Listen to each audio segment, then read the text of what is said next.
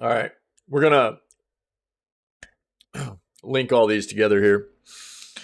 We've already been talking about, I mean, we literally end up getting in these discussions like every single day nowadays in the news segments, video gaming news segments we do every day regarding the pretty brutal trends going on in video game development and the bad releases we see consistently happening within the industry.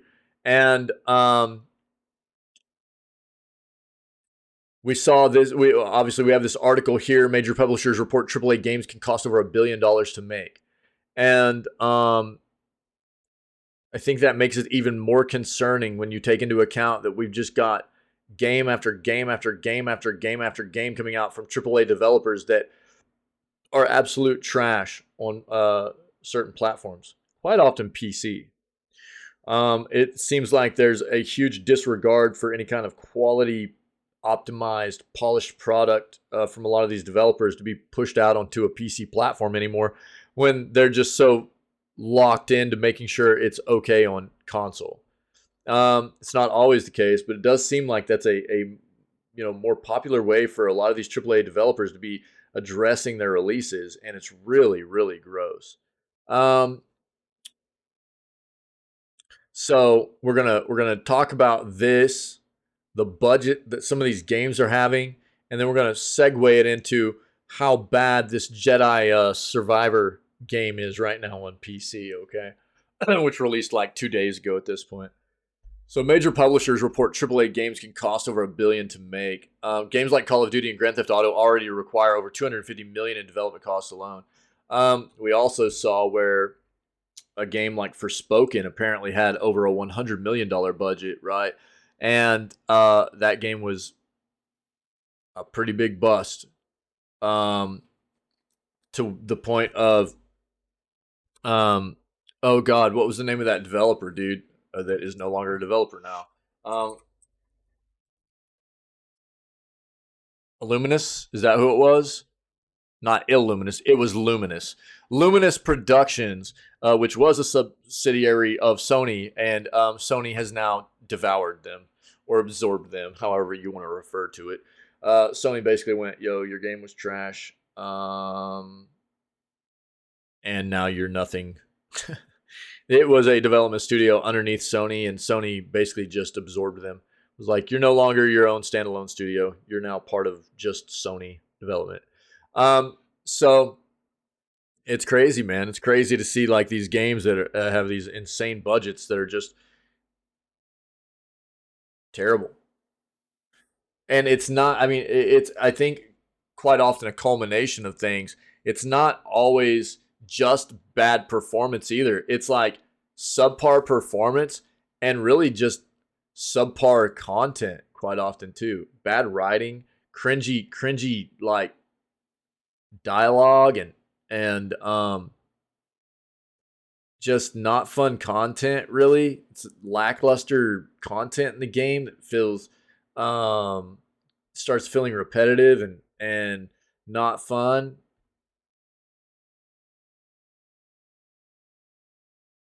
Only after a few hours into the game, stuff like that. I mean, it's I don't know what the deal is, but on Wednesday the UK competition, yeah, we just talked about this. Oh, yo, fair. All right, buddy. Yo, you guys be safe, okay, man? Yeah, be safe. We'll see you soon. Thanks, man. And a massive report on the decision. Yeah, okay, so we just talked about all this Microsoft Activision stuff that's going Activision Blizzard acquisition by Microsoft. It's been blocked by the UK marketing authority, and they're still trying to push forward with it, but we'll see how it goes. According to the AAA games, according to a report in a massive report on the decision, the CMA revealed that some major publishers report their AAA games can cost over $1 billion to make. According to the report, AAA games that are greenlit now with potential releases in 2024 or 2025 typically receive development budgets of $200 million or higher. Call of Duty has already surpassed $300 million in development costs alone, and the next Grand Theft Auto title will likely require a development budget of $250 million or more. When considering marketing costs, this number can jump to over $1 billion. with one large studio reporting that a major franchise's development cost $660 million and marketing costs nearly $550 million. These costs demonstrate a significant increase from 5 years ago when most AAA games had budgets between $50 and $150 million.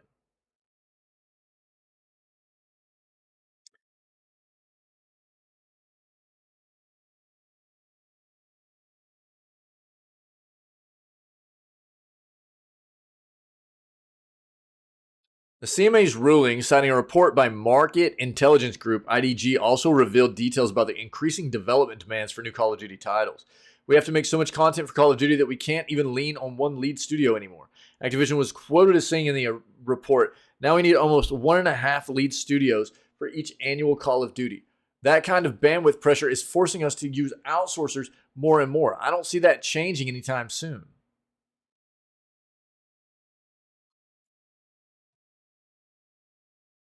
Alongside its insights into the rapidly increasing cost of AAA game development, CMA's report also asserts that Nintendo's platforms aren't technically capable of running Call of Duty. Yeah, no doubt, despite Microsoft's confidence. The report also details how Microsoft could potentially make Game Pass more expensive after the acquisition. Um,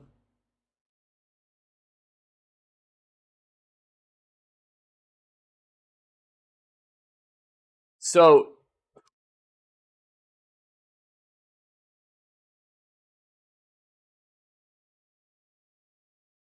again, I mean, I can't help but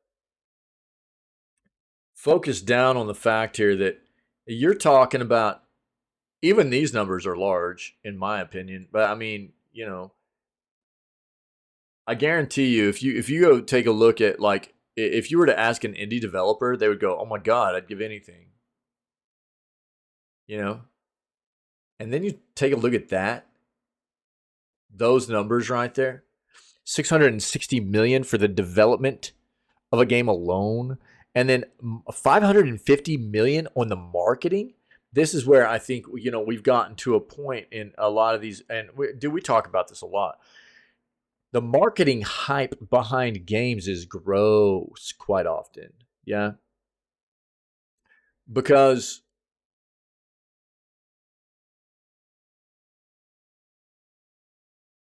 how often have these games been hyped up? You get a lot of play into trying to get people to think that these games are going to be great. You get all this marketing going on for it. They dump all this money into the marketing, and the game is a piece of trash. You know? Yeah. Yeah. I grew up shooting bows too, recurves, man.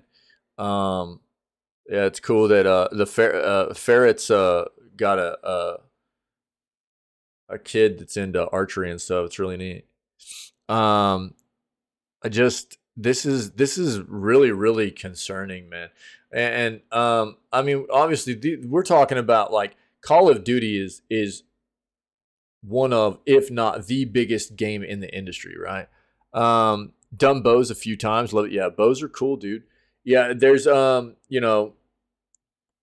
big difference, man, between, like, if you're doing, like, recurves, or if you're doing um compound bows or whatever. Compound bows are gnarly because you can just the pulley systems on it and everything. The initial pullback is all you need, and you can just sit there and hold it forever. You just sit there and hold the bow forever. Really, there's no tension. It's all put on the pulley system of the bows. So it's not like on the muscles or your shoulder or anything anymore. But I was raised shooting recurve bows, and it's all about, like, you're not gonna be able to hold that thing back very very long. It's like, back, you got to be ready to shoot, man. You're back, and you just got to kind of go with it. Yeah, it's kind of gnarly. My dad's a pretty big dude. He's got like a 6 foot, I think it's a 6 foot custom made longbow. Shoots big old fat arrows. My dad's a big dude though, and that's just, I can't even shoot a compound bow because I was raised shooting. Like, I've tried shooting compound bows, and a lot of times you'll see people that are, like, shoot compounds. They use releases and stuff, dude. I can't use I've got to use my fingertips, and it's just because I think the way I was raised shooting and stuff. It's kind of crazy. But bows are fun, man. Archery's cool. I haven't shot in a long time, but I don't know. Yeah, this is I think what I mean, what's the problem here, dude? What's going on? I mean, what how are some of these games? I mean, even take this, even take like 50 million, random mode time. Oh jeez. Oh jeez, Rick.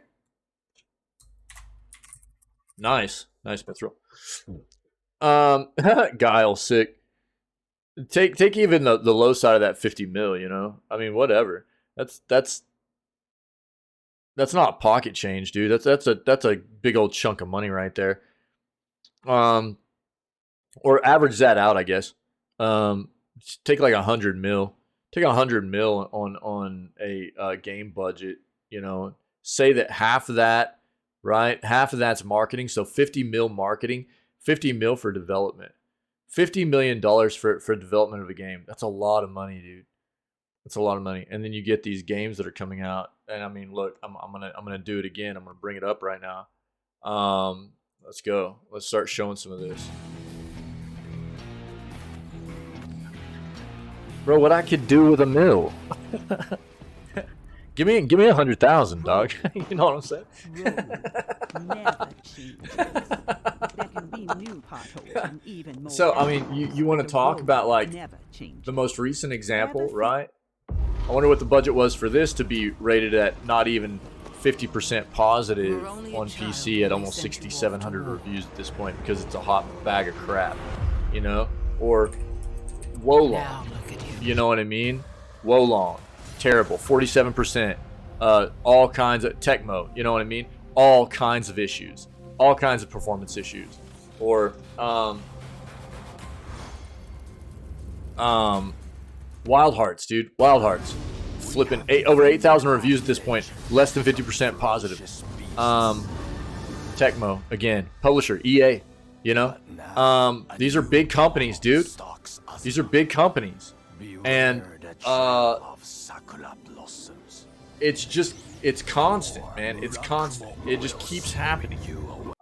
These games are releasing, these big, massive games from big developers that are coming out. And again, I mean, we hit on it before. It's not all, right? It's not all. There are still companies like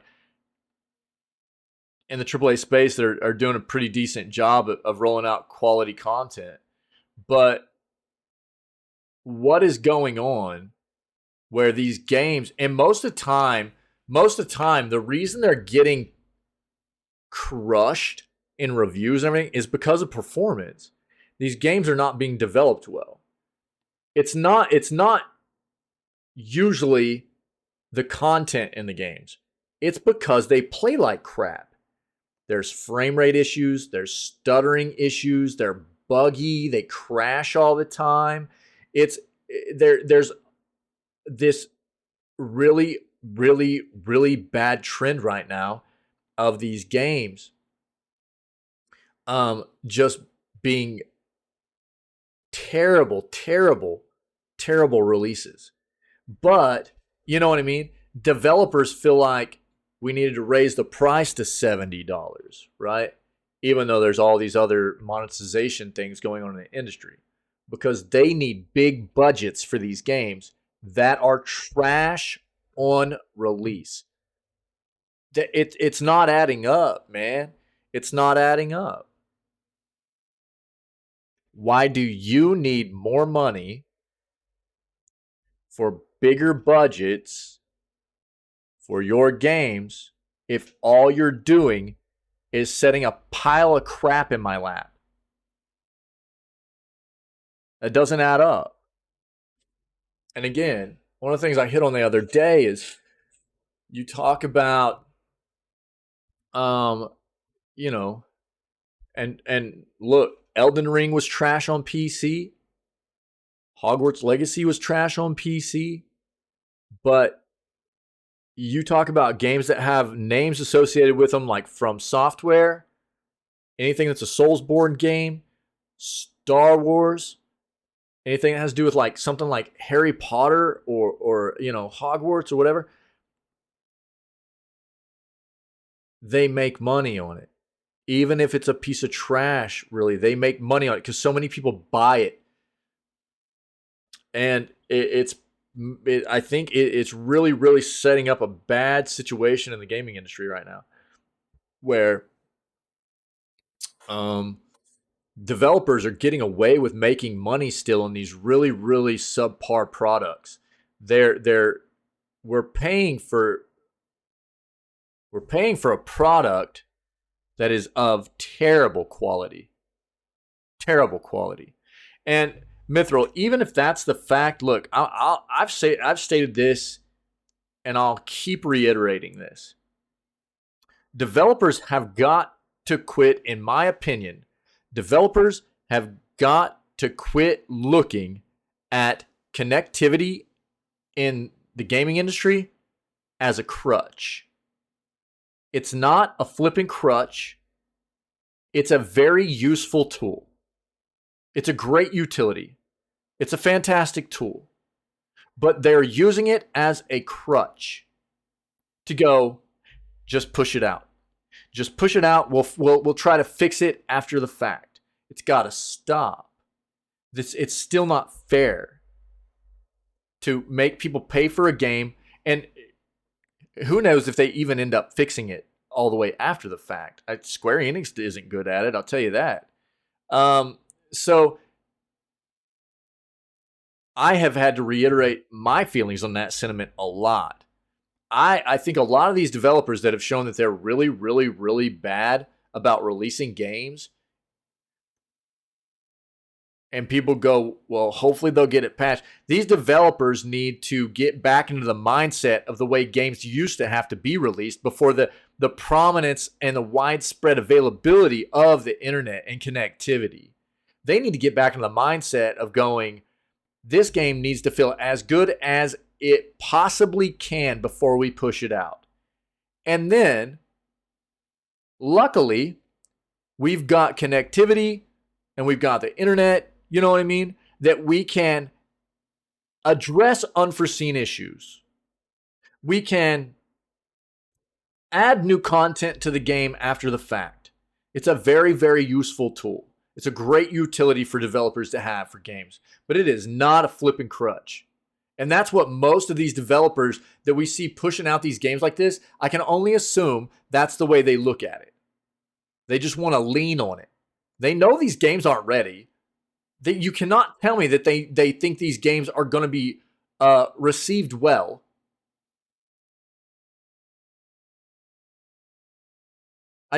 It doesn't make sense. They're getting over on us, man. We're getting scammed. We're getting scammed by these developers. There are so many examples of these huge games, huge AAA developers coming out with games that are just absolute trash. And then that you want to talk about these budgets they have for these games. That doesn't make sense. Thank God for indie developers. Indie developers that actually have passion and are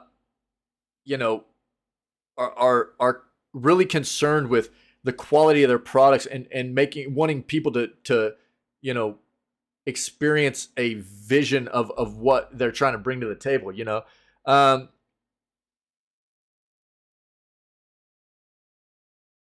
So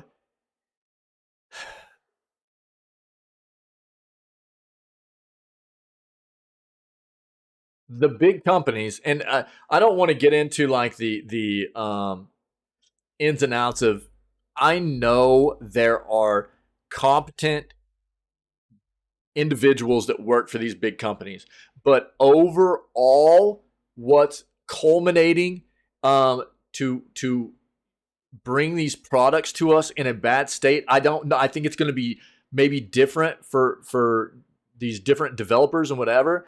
Whatever the case may be, dude, it's got to stop. I don't know what the solution is necessarily, but it's terrible. I know that they've got good people working for them, but they've got some terrible people working for them too, apparently. People that have no idea what it means to create a quality product. People that think it's okay to just push out something that's going to make the consumer feel cheated. That sucks, man. That's not okay. I'll link this for anybody that wants to take a look. Let's take a look at the Star Wars Jedi Survivor has major problems on PC. EA and Respawn acknowledge problems with high-end PCs. Star Wars Jedi Survivor's Windows PC version has numerous performance issues that publisher EA and Respawn Entertainment acknowledged in a statement on Friday. Worse yet, the problems seem particularly concentrated in PCs with high-performance hardware.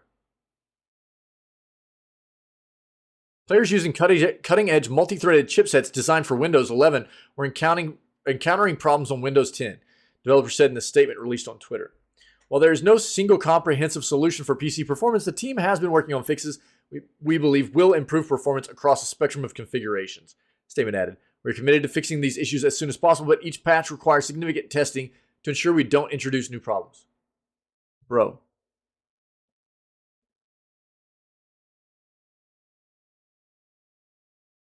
This is crap that should have been done. There should have been significant quality assurance and testing done. You can't tell me they didn't know. Exactly, dude. You can't tell me they didn't know there were these issues before they pushed this out. They didn't test it at all?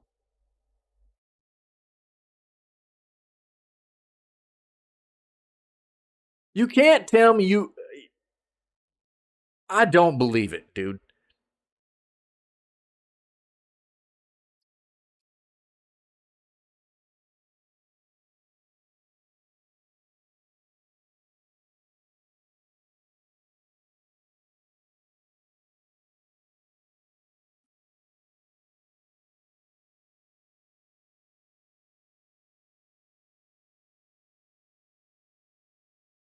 Star Wars Jedi Survivor launched on April 28th for PS5, Xbox Series X, and PC. Windows PC. Steam reviewers saying Jedi Survivor is not the game you're looking for. Got shocking news for you today. A major AAA... We've got shocking news for you today. I love how, sarcastic this is. A major AAA video game release is an absolute shambles. Star Wars Jedi Survivor launched worldwide on April 28th, and now the whole world can see just how broken it is. Steam reviews are all you need to see to get a good idea of how bad Jedi Survivor is at launch. The bad signs were already there before Star Wars Jedi Survivor saw the market. In an unprecedented move, EA tweeted on April 26th that it will spend several weeks post-launch releasing patches to fix bugs and improve performance. Again, it shouldn't require that. It shouldn't have been released like this, ever. A long time ago in the exact same galaxy, that sort of stuff was done before publishers were charging $70 to $90 for their games. What do we say to optimize games at launch? Not today. We know this is not a Star Wars reference. We know you still understood it. Just how Steam reviewers understood that Jedi Survivor is simply not ready to be played. You have a 7800 X3D, a 4090, and 256 gigs of RAM. Nothing you can't run on Ultra 4K, right? Not so fast, says Star Wars CPU Survivor. You will get 15 frames per second averages, and you will love it. If you're in disbelief that current top-end PC hardware is struggling to run Jedi Survivor, then the hundreds of negative Steam reviews might sway you. Even our CPU pun is pulled straight from that vault of disappointment. Not even that gamers are hating the game itself, they simply can't get to playing it. Some are stuck on loading screens, others are experiencing constant stutters and freezes, some are watching slideshows instead of motion, others can't run the game at all. All of these issues reach a logical conclusion. Jedi Survivor has a 34% approval rating on Steam at the time of writing. That's a pity because it looks like there's a decent game buried beneath poor optimization. That's quite often the case. But just like in sports, the best ability is availability. And Star Wars Jedi Survivor is as good as being without an injury. Being out with an injury right now, excuse me. We're always looking for a silver lining, and in this case, we can see it in Jedi Fallen Order's launch. Many have probably forgotten, but the game wasn't running like Usain Bolt either in its early days. With time, it got more or less fixed to where you'd encounter a few minor bugs per playthrough. Many fans are likely hoping they'll see the same redemption story from Jedi Survivor. Probably. Unfortunately. Here's the deal, dude. Nice, Pinky. Nice. Here's the deal. They delayed this game. And you know why they delayed this game? The exact quote, or the rough quote they gave was, "We're delaying this game because we don't want it to have the same issues that Fallen Order had on launch."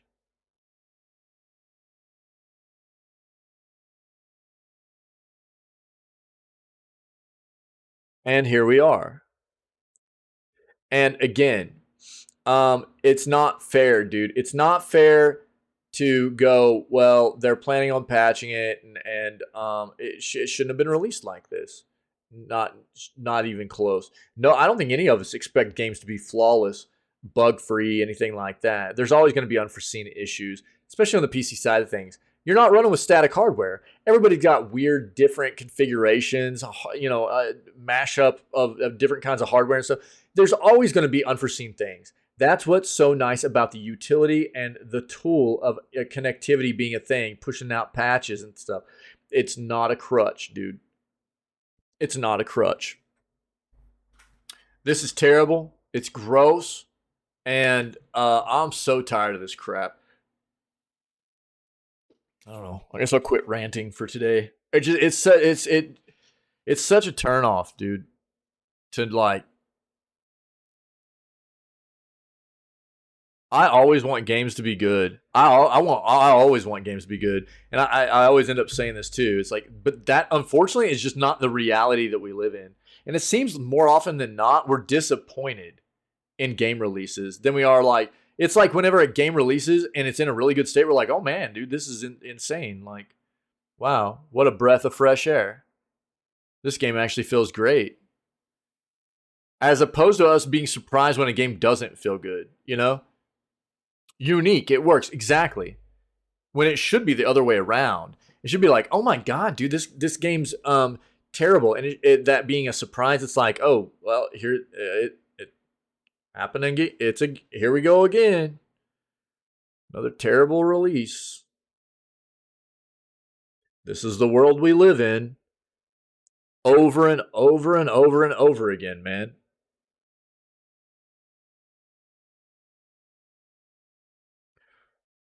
I don't think development's easy, but it's also not fair to be releasing games when they're not ready to be released. It's not fair to us as the consumer to be trying to get us to buy a game that's not ready to be played.